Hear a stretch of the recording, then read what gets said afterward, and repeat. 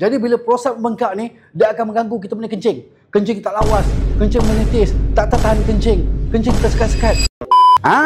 Kepada anda-anda yang berumur 40 tahun ke atas, dengar sini.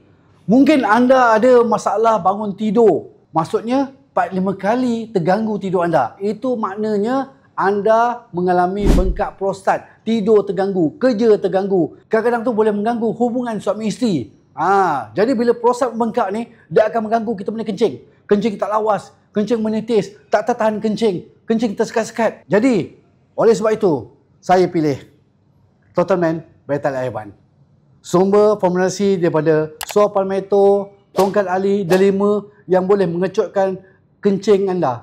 Mana boleh kencing mengecut? Dia boleh mengecutkan prostat anda untuk mencantikkan anda punya kencing. Lebih lawas, lebih selesa, kan? Sebab itu saya pilih Total Man Betal Air One. Ramai yang dah cuba dan mereka kata tidur lebih lena, badan lebih bertenaga dan kerja pun tidak terganggu lagi. Jadi dapatkan Total Man Betal Air One. Klik sekarang sebelum terlambat. Nanti barang habis.